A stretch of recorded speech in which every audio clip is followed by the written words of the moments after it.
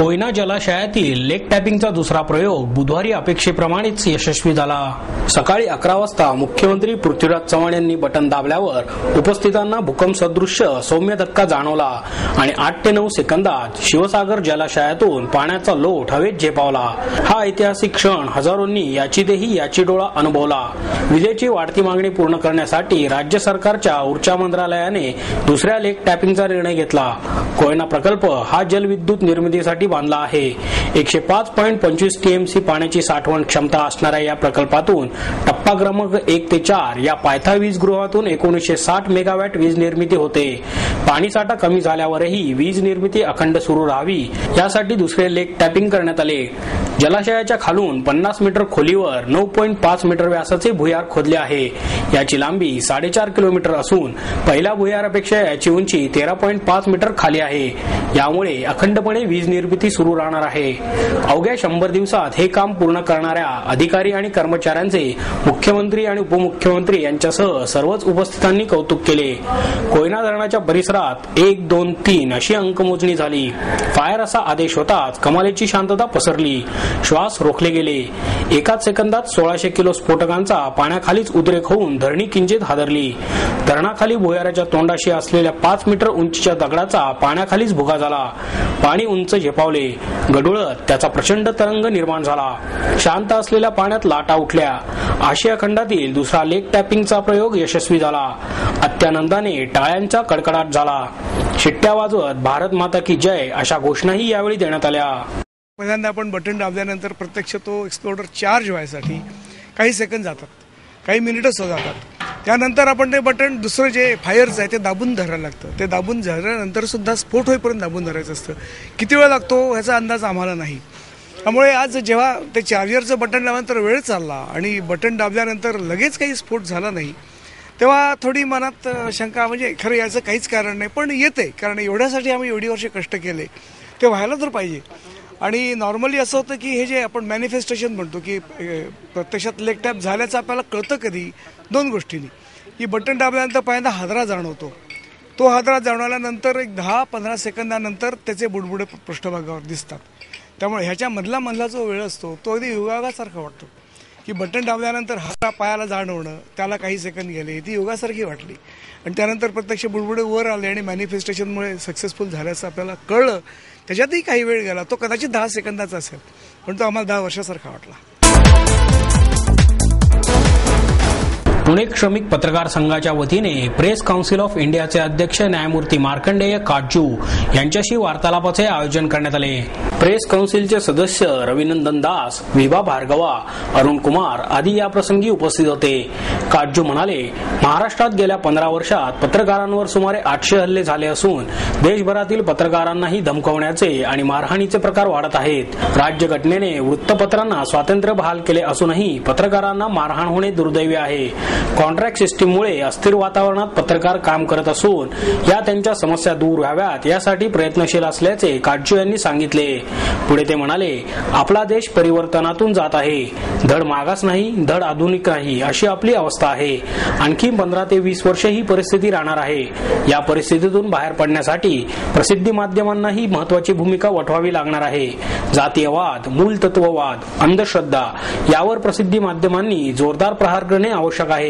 Contract सिस्टीममुळे पत्रकारांना सुरक्षित नोकरी मिळत नाही।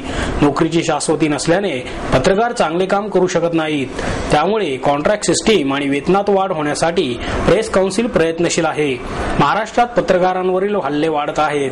त्याबाबत मुख्यमंत्र्यांना पत्राद्वारे याची दखल घेण्याची मागणी केली असून त्यांनी हल्ले रोखण्यासाठी कठोर कायदे करण्याचे आश्वासन दिले आहे। बिहारमध्येही पत्रकारांना धमक्या दिल्या जात असल्याने प्रसार माध्यमांची गळचेपी सुरू असल्याची माहिती मिळाली आहे। त्याविरुद्ध त्रिसदस्यीय समिती नेमण्यात आली असून त्याचा अहवाल आल्यानंतर पंतप्रधानांची भेट घेणार आहोत असेही काटजू म्हणाले। स्वातंत्र्याच्या नावाखाली कोणाचीही बदनामी करणे, समाजात द्वेष निर्माण होईल अशी वृत्ते प्रसारित होऊ नयेत यासाठी प्रसार माध्यमांनी स्वनियंत्रण ठेवणे आवश्यक आहे। फेसबुक सारख्या सोशल नेटवर्कवरही बदनामीकारक मजकूर प्रसिद्ध होऊ नये याची खबरदारी घेणे आवश्यक आहे असेही काटजू यांनी सांगितले।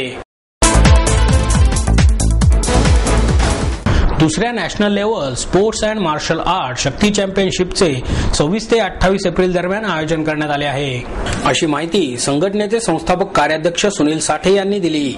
या स्पर्धा भारतामध्ये दुसऱ्यांदा मार्शल आर्टमधील 14 क्रीडा प्रकारात संपन्न होत आहेत. या स्पर्धा निवड चाचणी पद्धतीने करण्यात आलेल्या आहेत. या स्पर्धेत भारतातून 830 खेळाडू सहभागी होणार आहेत. भारतातून सुमारे 12 राज्य आणि 28 जिल्हे तसेच सुमारे 315 राज्यस्तरीय आणि राष्ट्रीय पंच स्पर्धेचे कामकाज पाहणार आहेत.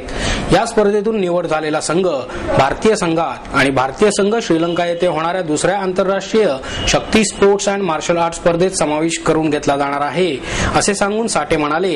या खेळामुळे सामान्य खेळाडूंचे बेसिक मजबूत होऊन तो फाईटसाठी आणि शारीरिक दृष्ट्या अतिशय मजबूत होणार आहे. आतापर्यंत इतर खेळात म्हणजेच kick boxing, karate, boxing, judo, wushu इत्यादी खेळात एखाद्या खेळाडूने सहभाग नोंदवला आणि तो या खेळाच्या स्पर्धेत हरला तर तो मानसिकदृष्ट्या खचतो. मला मार्शल आर्ट क्षेत्रामधील 25 वर्षांचा अनुभव असल्या कारणाने या मुलांचे खच्चीकरण ओळखून हे 14 क्रीडा प्रकार मी स्वतः डिझाईन केले आहेत. या क्रीडा प्रकारात एक विद्यार्थी कुठल्याही 3 क्रीडा प्रकारात खेळू शकतो. त्यामुळे एखाद्या प्रकारात तो हरला तर ऑप्शन म्हणून तो दुसऱ्या क्रीडा प्रकारात आपले नैपुण्य दाखवू शकतो. या मार्शल आर्ट स्पर्धा आतापर्यंत अनेक ठिकाणी घेण्यात आलेल्या आहेत, पण ज्या ठिकाणी या स्पर्धा घेतल्या गेल्या त्या ठिकाणची राहण्याची, जेवणाची आणि इतर गोष्टींची संस्थेने अतिशय काटेकोरपणे व्यवस्था ठेवली आहे. या स्पर्धेचे आयोजन आमदार अण्णा बनसोडे, डब्बू वासवानी, महाराष्ट्र वर्किंग प्रेसिडेंट इक्बाल शेख, पिंपरी चिंचवड कार्याध्यक्ष सचिन बनसोडे, रवी गायकवाड, नितीन कदम आणि नॅशनल बॉडीचे अध्यक्ष गणेश पाटील यांनी केले आहे. या स्पर्धा यशस्वी करण्यासाठी संतोष देवकुळे, किसन शिंदे, प्रकाश बोईनवाड, आदिक साबळे, दादा जाडकर, दीपक शिरसाट, प्रकाश चौधरी, निलेश चाटी यांनी अथक परिश्रम घेतल्याचेही त्यांनी यावेळी सांगितले. नमस्कार, मी Sunil Sathe, all sports and martial art federation of India या संस्थेचा, या फेडरेशनचा संस्थापक अध्यक्ष. आम्ही आता चापेकर चौकात दिनांक 26 ते 28 एप्रिल 2012 रोजी दुसऱ्या नॅशनल लेव्हलच्या sports and martial art championship स्पर्धेचं आयोजन आम्ही केलेलं आहे.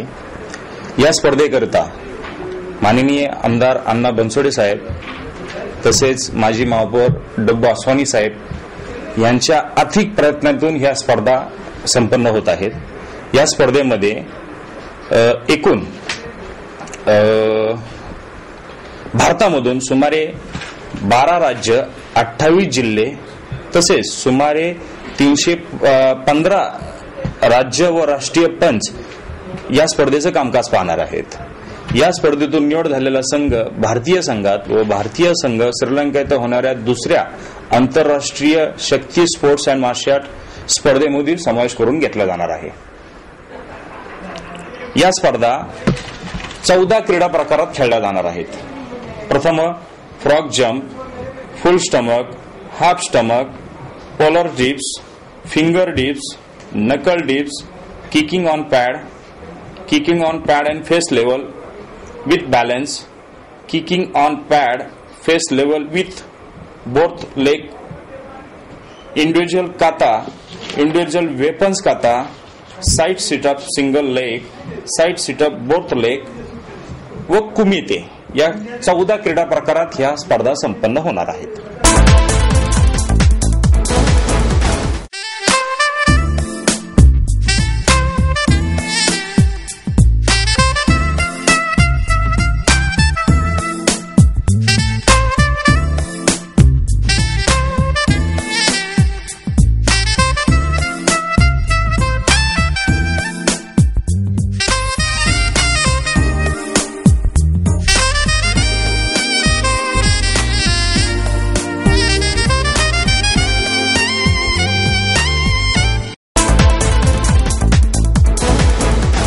शाहू मोडक यांनी ग्लॅमर क्षेत्रात राहूनही माणुसकी जपली, म्हणूनच ते मोठे होते, असे प्रतिपादन विधानसभेचे माजी सभापती अरुण गुजराथी यांनी केले.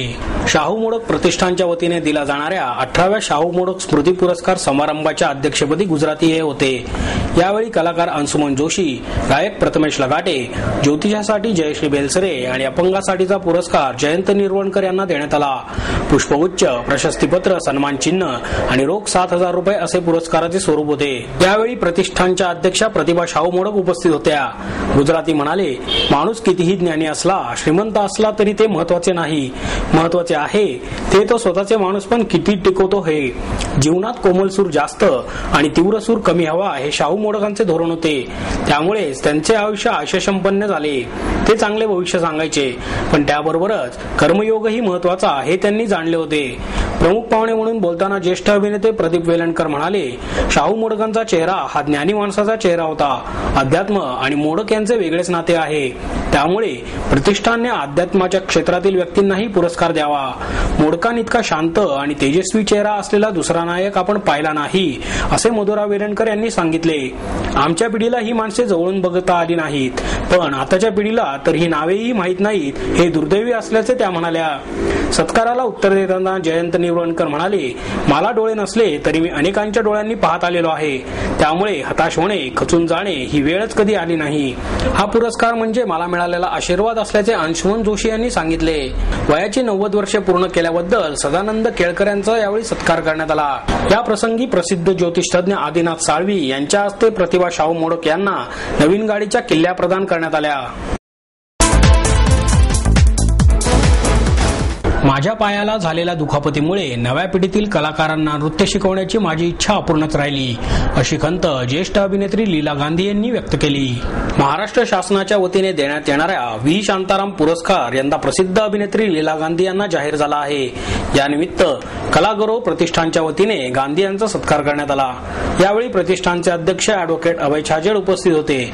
आजवर आपल्याला मिळालेल्या पुरस्कारांमध्ये शासनाचा व्ही शांताराम यांच्या नावाचा पुरस्कार सर्वोच्च ठरला आहे, असा कृतज्ञ भाव गांधी यांनी यावेळी व्यक्त केला. आपल्या कारकिर्दीतील आठवणींना उजाळा देताना गांधी म्हणाल्या, व्ही शांताराम, ललिता पवार, जयश्री गडकर, सुलोचनाबाई, हंसा वाडकर यासारख्या दिग्गज कलाकारांचा सहवास मला लाभला आहे. गायन आणि नृत्याद्वारे सादर केलेल्या लावणीला व्ही शांताराम यांनी त्या काळी दिलेली शाबासकी हाच माझ्यासाठी सर्वात मोठा सत्कार ठरला होता. नव्या पिढीबद्दल बोलताना त्या म्हणाल्या, सध्याचे कलाकार उत्कृष्ट नृत्य करत आहेत, पण गाण्याचे शब्द त्यांना बहुधा समजत नसावेत. त्यामुळे नृत्य सादर करताना नैसर्गिक भाव त्यांच्या चेहऱ्यावर उमटत नाहीत. लावणीचा बाजच मुळी लावण्य असा आहे. जुना बाज कायम ठेवून लावणीसाठी उत्कृष्ट संगीत दिल्याबद्दल संगीतकार अजय अतुल यांचे त्यांनी विशेष कौतुक केले. पुण्यातील गहन होत चाललेल्या पाणी प्रश्नाकडे लक्ष वेधण्यासाठी रिपब्लिकन पक्षाच्या वतीने महापालिकेसमोर निदर्शने करण्यात आली. शहराला पाणी पुरवठा करणाऱ्या धरणात पुरेसा पाणीसाठा असतानाही पाणी कपात सुरू आहे. त्यामुळे पाणी प्रश्नाकडे लक्ष वेधण्यासाठी रिपब्लिकन पक्षाने महापालिकेसमोर निदर्शने केली. रिपब्लिकन पक्षाचे दत्ता पोळ यांच्या नेतृत्वाखाली ही निदर्शने करण्यात आली. यामध्ये वसंत बनसोडे, फिरोज मुल्ला, शशिकला वाघमारे, संगीता आठवले, जयदेव रंधवे, पवन गुप्ता, शैलेंद्र मोरे, नीता आडसुळे, के.जी. पवळे, संजय कांबळे आदी सहभागी झाले होते. अतिरिक्त आयुक्त अनुप कुमार यादव यांना याबाबत निवेदन देण्यात आले. पाणी पुरवठ्याबाबत पालिकेने नियोजनबद्ध धोरण आखावे.